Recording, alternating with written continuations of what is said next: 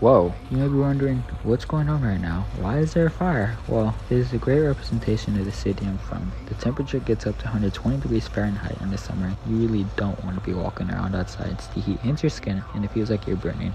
Regarding the video, this is me at a Suicide Boys concert back in 2021.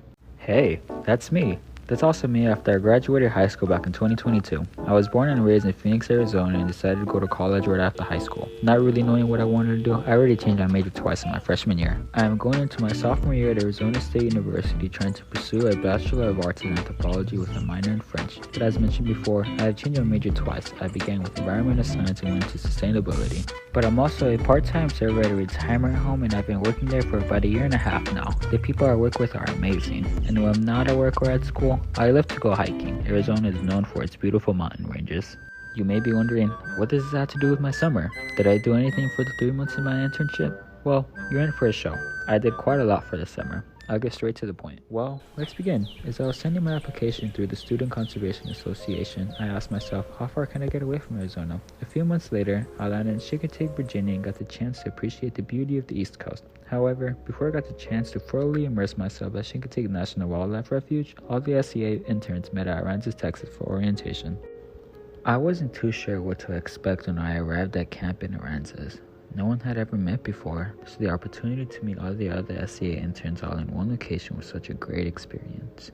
We did some fun activities such as sailing and archery. We also had the opportunity to do some kayaking in the Gulf of Mexico. I have never kayaked in open water before, so this was a great learning experience. And one memorable thing that happened while I was kayaking is we saw an alligator while we were in the water. I thought this was gnarly. We had the opportunity to meet Mamie Parker, and we had workshops throughout the week. There was also some great food during our stay.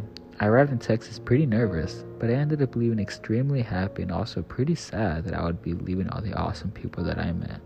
I hope to run into them one day, and I hope everyone's having a great time at their station. Now let's get back to the refuge that I'm working at in Chincoteague. I left Phoenix, which has a population of 1.6 million people, and arrived in a town with a population of only 3,300 people. Although it isn't much, the refuge is one of the busiest in the country as the refuge receives 1.4 million yearly visits. I got the opportunity to work the feed booth at the front of the refuge, and the feed booth is unique so not all refugees have a feed booth system. It was a great learning experience as I learned to identify the different seasonal passes that people use. Since I am a visitor services intern, a lot of my time was spent interacting with the public. I worked inside the Bittman Center behind the front desk answering questions that visitors had. I learned a lot about the different species of animals we have on the island, and the history of the island is very unique as I got asked the same question frequently. People would come up to me and ask, where are the ponies? And the reason I got asked this is because Chincoteague is known for having wild ponies located in the refuge. The Chincoteague Volunteer Fire Department has a department allowing up to 150 ponies on the refuge, and every year since the early 1900s, there is 1 week where they round up the northern herd of the ponies and walk them along the beach. They are then held in the corrals where the vets check on the ponies to find out who they will allow to swim across the beach. The horses swim across the beach and are held in the carnival grounds where the foals are auctioned off. Although the ponies are the talk of the town, the refuge is home to different species. There are large birds such as the great egret, and there are also the marbled fox squirrels located on the refuge. Large birds are cool and all, but the focus is mainly on the American oystercatcher and the piping plover. Piping plovers are near threatened, so the biology team is focused on protecting the plovers, and I had the opportunity to spend a day with the biotech, who was also my bunkmate. We started the day by driving up the beach to the Maryland state line looking for sea turtle crawls in the hope to find a nest. We then spent time in nesting habitat surveying the piping plovers and amoy. We checked on the nest to make sure the eggs were safe because the eggs would get predated by ghost crabs, raccoons, or the weather would get really bad. The number of eggs and chicks would go down.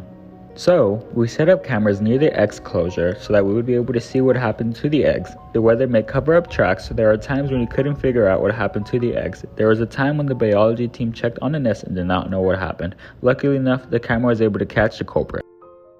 In the end, 3 months isn't a long enough time to get to know all my coworkers on a personal level. But to those who made me feel at home, thank you. I mean, if you were to tell me after graduating from high school that I was going to live alone across the country in a town that I never heard of, I would be petrified. However, by the end, I consider I'm going to be extremely heartbroken at the fact that I won't ever see the same people again. I've never been surrounded by so many people who got so excited when they see wildlife. My goal has always been to find a job that will allow me to work outdoors, and I'm glad that I met people who are living my dream. I made memories with people that I'll never forget, and I'm grateful that I got to spend my summer with phenomenal people. A huge shout out to my bunkmates. I was extremely nervous on the first day that I arrived, and I wish I had more time to spend with you all. Where else am I going to be able to go to the beach with people and read a book, or get taught how to drive a manual vehicle by a Canadian who loves the patriarchy in America?